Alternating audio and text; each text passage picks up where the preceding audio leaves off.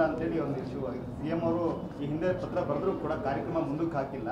CM ಅವ್ರನ್ನ schedule ನೋಡಿ, ಇದು ನಮ್ಮ ದೇಶದಲ್ಲಿರ್ತಕ್ಕಂಥದ್ದು ಸಂವಿಧಾನದ ಆಡಳಿತ ಅಂದರೆ ಫೆಡರಲಿಸಮ್ ಇರ್ತಕ್ಕಂಥದ್ದು.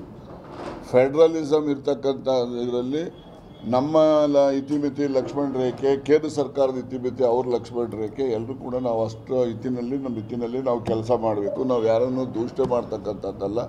ಇದರಲ್ಲಿ ಒಮ್ಮೆ ಏನಾದರೂ ಕೇಂದ್ರ ಸರ್ಕಾರದಲ್ಲಿರ್ತಕ್ಕಂಥವರು ಮುಖ್ಯಮಂತ್ರಿ ಕರಿಬಾರ್ದು ಅಂತಕ್ಕಂಥ ಮನಸ್ಸಿನಲ್ಲಿ ಇಟ್ಕೊಂಡು ಏನಾದರೂ ಉದ್ದೇಶಪೂರ್ವಕವಾಗಿ ಮಾಡಿದರೆ ಅದು ಖಂಡನಾರ್ಹ ಅಂತೇಳಿ ನಾನು ಹೇಳಲಿಕ್ಕೆ ಬಯಸ್ತೇನೆ. ಮತ್ತು ನಾವು ಮಾಹಿತಿ ಕೊರತೆಯಿಂದ ಕೆಲವೊಮ್ಮೆ ಈ ರೀತಿ ಅವರು ಚೀಫ್ ಮಿನಿಸ್ಟರ್ ಹೋಗದೇ ಇರ್ಬೋದು.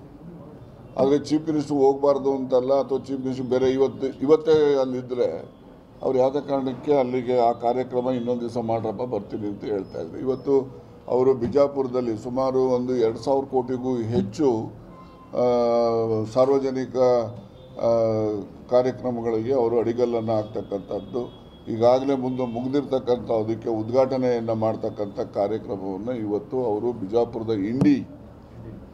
ತಾಲೂಕು ಇಂಡಿ ತಾಲೂಕಿನಲ್ಲಿ ಕಾರ್ಯಕ್ರಮ ಇದೆ. ಅದು ದೊಡ್ಡ ಕಾರ್ಯಕ್ರಮ. ಆ ಕಾರ್ಯಕ್ರಮ ಬಿಟ್ಟು ಅವರು ಇಲ್ಲಿ ಹೋಗ್ತಾ ಇರಲಿಲ್ಲ.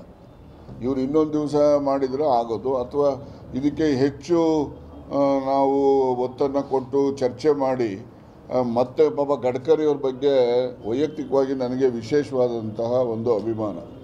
ಈ ರಸ್ತೆಗಳು ಇವತ್ತೆಲ್ಲ ದೇಶದಲ್ಲಿ ಬರ್ತಾ ಇದ್ದಾವಲ್ಲ, ಅವರು ಯಾವುದೇ ಪಕ್ಷ ಯಾವುದೇ ರಾಜ್ಯ ಅಂತಕ್ಕಂಥ ದೃಷ್ಟಿಯಿಂದ ಅವರು ತಾರತಮ್ಯ ಮಾಡ್ತಕ್ಕಂಥ ವ್ಯಕ್ತಿ ಅಲ್ಲ. ಗಡ್ಕರಿಯವರು ಒಂದು DCB ಬ್ಯಾಂಕಿಗೆ ಒಂದು ಇಂಟ್ರ್ಯೂ ಕೊಡ್ತಾರೆ. ಒಂದು ಹಾಫ್ ಬರ್ಕಾದತ್ ಅಂತಕ್ಕಂಥ ಒಬ್ಬರು ಆ್ಯಂಕರು ಅವ್ರನ್ನ ಇಂಟ್ರ್ಯೂ ಮಾಡ್ತಾರೆ. ನಾನು ಆ ಇಂಟ್ರ್ಯೂನ ನಾನು ನೋಡಿದ ಮೇಲೆ ಗಡ್ಕರಿ ಅವರು ಅಂತೇಳಿದ್ರೆ ನಾನು ಮೊದಲು ಅನ್ಕೊತಾ ಇದ್ದಿದ್ದು ಇವರು ಪೂನಾದವರು, RSS ಆಫೀಸಿಂದ ಬಂದಿರೋರು, ಇವರು ಕಟ್ಟರ್ ಹಿಂದೂವಾದಿ ಇರ್ತಾರೆ ಅಂತ ಅನ್ಕೊತಾ ಇದ್ದೆ. ನಾನು ಆ ಇಂಟ್ರ್ಯೂ ನೋಡಿದ ಮೇಲೆ, ಅವರ ಕಾರ್ಯವೈಖರಿ ನೋಡಿದ ಮೇಲೆ ನಿಜಕ್ಕೂ ಕೂಡ ಅವರು ಅಭಿವೃದ್ಧಿಯ ಪರ ಇದ್ದಾರೆ ಅಂತಕ್ಕಂಥದ್ದು ನನಗನ್ಸುತ್ತೆ. ಯಾವುದೇ ಊರಿನ ರಸ್ತೆ ಇರಲಿ, ಈ ರೀತಿ ಇವತ್ತೆಲ್ಲ ನಾವು ಒಳ್ಳೊಳ್ಳೆ ರಸ್ತೆಗಳನ್ನು ಕಾಣ್ತೇವೆ. ಇರ್ಬೋದು, ಟೋಲಿನ ಬರ್ಡನ್ನು ನಾವೆಲ್ಲರ ಮೇಲೂ ಇರ್ಬೋದು.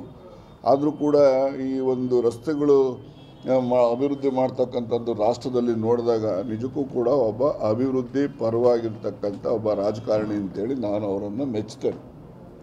ಸರ್, ಈಗ ಮುಖ್ಯಮಂತ್ರಿಗಳು ಸರ್